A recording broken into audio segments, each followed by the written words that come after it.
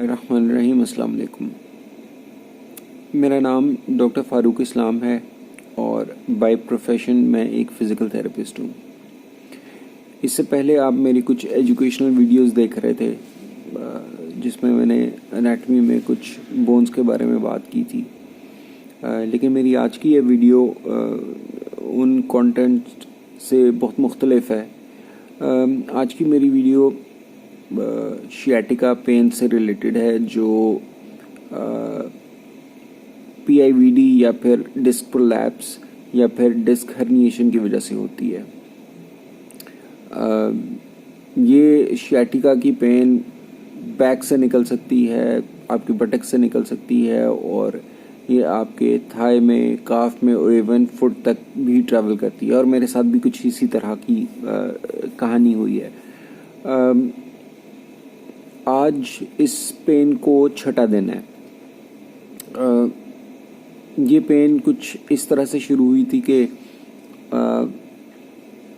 मेरे फादर कुछ एक महीना पहले बीमार थे, तो उनको शिफ्ट करना था और उनको शिफ्ट करने के दौरान मेरी बैग से एक आप ये समझ लें कि एक कड़ाके की आवाज़ आई है और उसके बाद फिर मेरी जो बैग थी वो स्टिफ होना शुरू हो गई है। तो उस टाइम में हीटिंग पैड लगाकर तो वो जो स्टिफनेस थी वो कुछ बेहतर हो गई और मैंने उसको कोई ख़ास इतना बॉदर नहीं किया और मैं बाकी अपनी रूटीन के काम, अपनी जॉब वगैरह करता रहा, तो वो सेटल डाउन हो गई। बट ये लास्ट मंडे को मैं अपने एक कुलीग के साथ सिटी एरिया में गया था, उसके साथ गाड़ी में, और बस वो गाड़ी में बैठने या उतरने के दौरान में ये पेन मुझे दोबारा शुरू हुई और फिर ये पेन सेटल नहीं हुई। और ट्यूसडे को हमारे एक कोलीग का फेयरवेल था और यूनिवर्सिटी कुछ इम्पोर्टेंट काम थे जिसकी वजह से मुझे यूनिवर्सिटी में जाना था। और वहाँ पर यूनिवर्सिटी के अंदर अपनी जॉब में टाइम गुजारना मेरे लिए बहुत मुश्किल था। बट चूँकि यूनिवर्सिटी की ऑब्लिगेशंस हैं और हमारे एक कोलीग की जो फेयरवेल थी उसको अटेंड करना था, वो अटेंड किया। बट वहाँ पर बैठना भी मुमकिन नहीं हो रहा था। बट किसी भी तरह से वहाँ पर टाइम गुजारा और उसके बाद फिर मैं ड्राइव करके घर वापस आ गया। ड्राइविंग भी बहुत मुश्किल हुई, बड़ी मुश्किल से मैं घर पहुँचा हूँ। और फिर उसी रात, मतलब ट्यूसडे की रात आप कह सकते हैं, ट्यूसडे और वेडनेसडे की रात ये पेन बहुत ज़्यादा बढ़ गया। अगर हम इसको रेट करते हैं पेन को, तो ये तकरीबन 10 आउट ऑफ 10 थी। आप इमेजिन कर सकते हैं 10 आउट ऑफ 10 हम ऐसी पेन को कहते हैं कि जिसके अंदर पेशेंट को हम हॉस्पिटलाइज करते हैं या उसको कोई एमरजेंसी ट्रीटमेंट देना पड़ती है। वो इस कदर शदीद दर्द था, बट वो बर्दाश्त करना पड़ा मुझे। और फिर उसके बाद ये है कि मैंने उसके लिए फिर कुछ मेडिसिन्स ली, पेन किलर ली, बड़ी हैवी डोज किस्म की। उससे किसी हद तक अफाका हो गया, लेकिन ये 2-3 दिन तक तो मैं कोई भी ऐसी पोजीशन अटेंड नहीं कर सकता था कि जिसके अंदर मुझे मेरी ये पेन कम होती।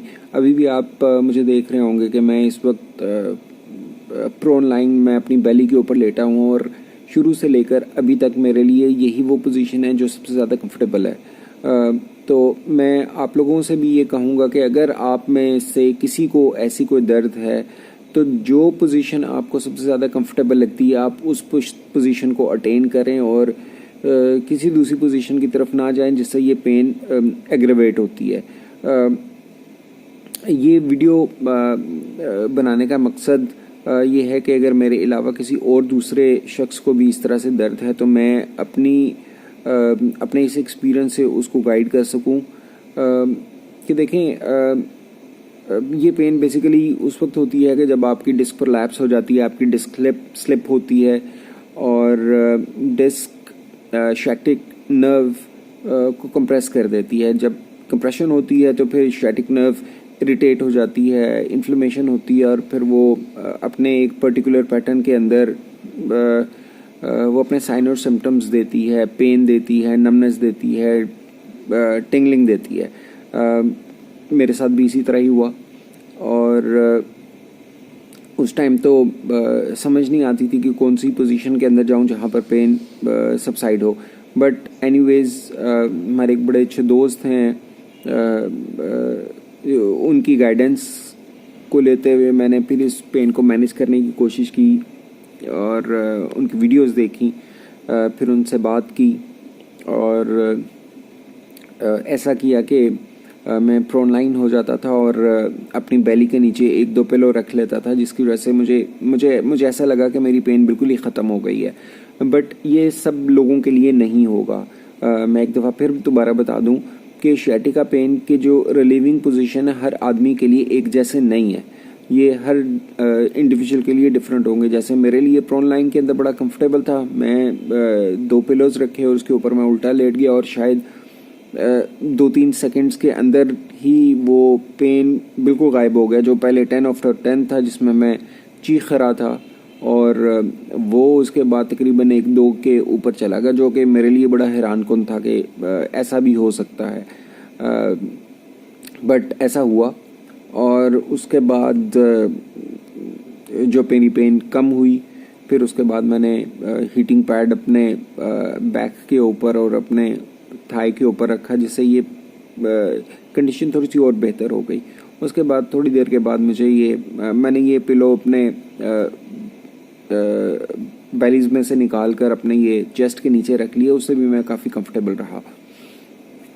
तो कहने का मकसद ये है कि इस कंडीशन के अंदर आप बिल्कुल भी किसी भी तरह से पैनिक नहीं होंगे। ये पेन ठीक हो जाती है। कुछ लोग कहते हैं, कुछ लिटरेचर ये कहता है कि आप कुछ नहीं भी करेंगे तो ये तब भी ठीक हो जाती है। हाँ, कुछ कॉम्प्लिकेशंस ऐसी हैं कि जिसको आपको बड़ा ख्याल रखना है उसका, वो ये है कि आपके बाउल और ब्लैडर के फंक्शन जो हैं वो मेंटेन रहें, वो कंटिन्यू रहें, उसके अंदर किसी भी तरह से कोई प्रॉब्लम ना हो। तो अल्हम्दुलिल्लाह मेरे साथ कोई ऐसा इशू नहीं हुआ, इनकॉन्टिनेंस बिल्कुल भी नहीं हुआ। सो ये एक अच्छा साइन होगा अगर आपके साथ भी ऐसा है। तो इस कंडीशन के अंदर यानी कि sciatica के अंदर जो सबसे इम्पॉर्टेंट चीज़ होती है वो आपकी कंजर्वेटिव ट्रीटमेंट होती है। मैंने आपको पहले भी बताया था कि इसके अंदर आपकी नर्व इरिटेट हो जाती है, तो आपने इस इरिटेशन को रिड्यूस करना होता है, आपने इस इन्फ्लेमेशन को रिड्यूस करना होता है, आपने पेन को कंट्रोल करना होता है। जैसे मैंने पेन को कंट्रोल करने की कोशिश की और अल्हम्दुलिल्लाह सुम्मा अल्हम्दुलिल्लाह मेरी पेन कंट्रोल हो गई।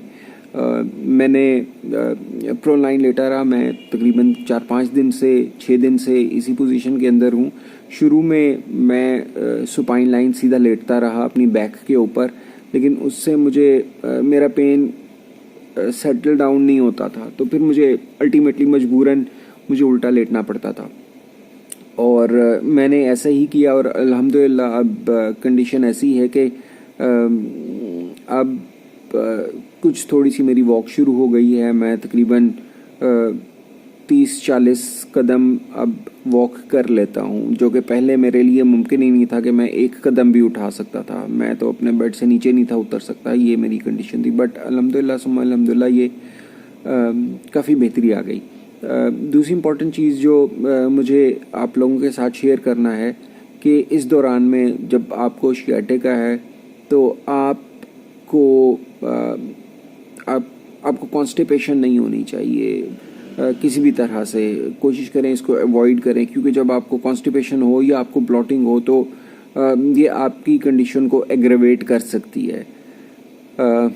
ब्लॉटिंग हो, कॉन्स्टिपेशन हो तो आपका इंट्रा एब्डोमिनल प्रेशर बढ़ जाता है, जो कि अल्टीमेटली आपके स्पाइन को पुश करता है और स्पाइन जब पुश होगा डिस्क भी अपनी जगह से मूव करेगी और डिस्क जब मूव करेगी तो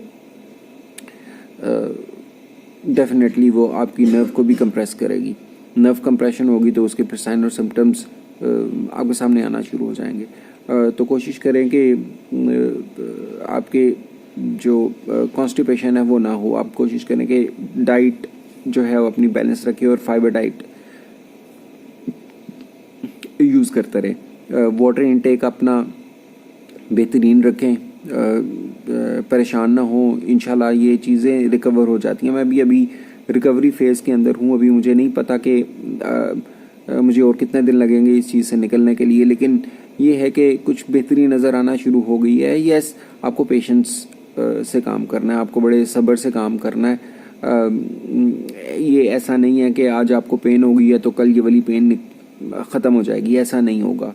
कुछ लोगों के अंदर ये पेन तकरीबन 2 हफ्ते के अंदर ठीक हो जाती है, कुछ के अंदर ये 4 हफ्ते, 6 हफ्ते और बाज़ औक़ात ये 8 हफ्ते भी ले सकती है, और बाज़ औक़ात इससे ज़्यादा भी चली जाती है। अगर ज़्यादा चली जाए तो फिर इसके कुछ दूसरे और ट्रीटमेंट ऑप्शंस होते हैं, लाइक आपके इंजेक्शन होते हैं, या फिर अल्लाह ना करे किसी को अगर ज़्यादा कॉम्प्लिकेशन है तो फिर उसको सर्जिकल प्रोसीजर के थ्रू इस चीज़ को सेटल करना होता है। बट ज़्यादातर लोग, तकरीबन 90 to 95% लोग सर्जिकल प्रोसीजर के बगैर ही इससे ठीक हो जाते हैं। तो अल्लाह से अच्छी उम्मीद रखें, जैसे मैंने भी अल्लाह से अच्छी उम्मीद रखी हुई है।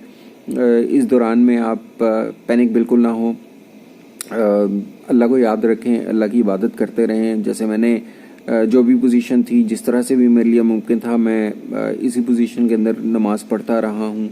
आप भी कोशिश करें ऐसा ही करें। बस ये है कि आप इस कंडीशन के अंदर कोई एक्सपेरिमेंट अपने साथ ना करें। हाँ, एक अच्छे थेरेपिस्ट के साथ इन टच रहें जो आपको गाइड करता रहे कि वो कौन सी एक्सरसाइजेज़ हैं जिनके थ्रू आप इस हर्निएटेड डिस्क को अपनी पोजीशन के अंदर वापस लेकर आ सकते हैं। यस, एक्सरसाइजेज तो डेफिनेटली हैं, आपको आपका एक थेरेपिस्ट अच्छा गाइड कर सकता है इस मामले में। एक चीज़ मैं और आपको कहूँगा कि अभी फ़िलहाल जब आपकी पेन की शिद्दत अगर आप उसको रेट करते हैं आउट ऑफ 10, अगर आप 4 to 5 आउट ऑफ 10 है, तो इस कंडीशन के अंदर आप किसी भी किस्म की स्ट्रेचिंग ना करें, कोई काफ स्ट्रेच ना करें, कोई हैमस्ट्रिंग स्ट्रेच ना करें अगर आपकी शिद्दत इस हद तक है। क्योंकि जब आप काफ को स्ट्रेच करेंगे या आप हैम को स्ट्रेच करते हैं तो उन मसल्स के साथ आपकी नर्व भी स्ट्रेच होती है, और अगर आपकी नर्व इरिटेटेड है तो ड्यूरिंग स्ट्रेचिंग वो मज़ीद इरिटेट होगी और आपकी जो आपकी कंडीशन है उसको फिर वो वर्सन कर देगी। तो बेहतर ये है कि हम नेचुरली अपनी इस कंडीशन को, अपनी बॉडी को खुद से हील होने दें और इसको टाइम दें, बजाय इसके कि हम इसके साथ कोई एक्सपेरिमेंटेशन कर दें। उस पोजीशन में ना जाएं जिस पोजीशन में आपको लगता है कि ये पेनफुल है। कोशिश करें वाटर इनटेक ज़्यादा करें, वाटर इनटेक ज़्यादा होगा, कॉन्स्टिपेशन का इशू आपका कम से कम होगा, अपनी फाइबर डाइट यूज़ करते रहेंगे, वॉक जहाँ तक भी मुमकिन है आप वो वॉक करें, 2 कदम, 4 कदम, 6 कदम, जितने कदम भी आप ले सकते हैं। असिस्टिव डिवाइस, कोई स्टिक ले लें, कोई क्रचेस ले लें, या अपने किसी फैमिली मेम्बर की हेल्प ले लें, उसको यूज़ करें। वॉशरूम जाने के लिए, डेफिकेशन के लिए या यूरिनेशन के लिए कोशिश करें कि आप कमोड यूज़ करें, बट हाई कमोड यूज़ करें। अगर आपके पास घर में कमोड नहीं है या इंडियन टॉयलेट है तो तब भी परेशान होने की ज़रूरत नहीं है। मार्केट के अंदर कमोड चेयर अवेलेबल होती हैं, वो आप उसकी हाइट ऐसी अच्छी एडजस्ट कर लें जिसके ऊपर आपको बैठना आपके लिए आसान हो। अगर उसकी हाइट कम है तो आप उस चेयर के नीचे ईंटें रख सकते हैं जिससे उसकी हाइट बढ़ जाएगी। मुझे चूँकि मेरे लिए भी बैठना बहुत कंफर्टेबल नहीं है, मुझे दर्द शुरू हो जाता है बैठने में, तो शैटिका के अंदर ये जो सिटिंग है ये सबसे ज़्यादा नुकसानदेह होती है। तो जब तक कि आप बिल्कुल ज़ीरो पेन के अंदर नहीं आते तो कोशिश करें कि आप इस तरह की कोई एक्सपेरिमेंट ना करें कि आप अपने बैठने वाला मामला ना करें। चूँकि मजबूरी है आपको वॉशरूम जाने के लिए, आपको कमोड चेयर के ऊपर तो बैठना है। जैसे मुझे शुरू में बहुत दर्द होता था, तो बट मुझे वो दर्द को बर्दाश्त करना था, चूँकि मुझे यूरिनेशन और डेफिकेशन तो करनी थी, और यस मुझे शुरू के अंदर कॉन्स्टिपेशन का इशू है, ब्लॉटिंग का इशू हुआ है, और उसकी वजह से मेरी ये पेन बहुत ज़्यादा एग्रवेट कर गई थी। तो मैं आप लोगों को भी कहूँगा जिसको भी ये दर्द है, जिसको भी ये शैटिका है और PIVD की वजह से है, यानी कि डिस्क प्रोलैप्स या आम लफ्ज़ों में डिस्क स्लिप की वजह से है। तो जो आपकी कॉन्स्टिपेशन है उसको किसी तरह से अवॉइड करें, पेशेंस के साथ रहें, सब्र के साथ रहें, इंशाल्लाह ये चीज़ रिकवर कर जाती है। बट आपने हौसला नहीं छोड़ना, आपने सब्र नहीं छोड़ना, ये चीज़ें ठीक हो जाएंगी इंशाल्लाह। और मेरी आप सब लोगों से ये रिक्वेस्ट है कि आप मेरे लिए दुआ करें कि मैं जल्द से जल्द इस चीज़ से रिकवर हूँ, और मैं आपको इंशाल्लाह अपनी नेक्स्ट वीडियोस के अंदर भी अपनी प्रोग्रेस बताता रहूँगा। और इंशाल्लाह फिर आपसे अपनी दूसरी वीडियो के अंदर अपना अपडेट जो है वो मैं इंशाल्लाह शेयर करूँगा। बस दुआ में याद रखिए कि अल्लाह ताला मुझे इस कंडीशन से शिफा दे, और जिसको भी शियाटिका की पेन है, चूँकि ये बहुत ज़्यादा शदीद पेन होती है, अगर तो ये अपनी इस शिद्दत में हो तो अल्लाह उनको शिफा दे, अल्लाह ताला उनको सब्र दे। इंशाल्लाह फिर आपसे अपनी दूसरी वीडियो के अंदर मुलाकात होगी, जिसमें मैं आपके साथ अपना नेक्स्ट अपडेट भी शेयर कर दूँगा। तब तक अल्लाह हाफिज़।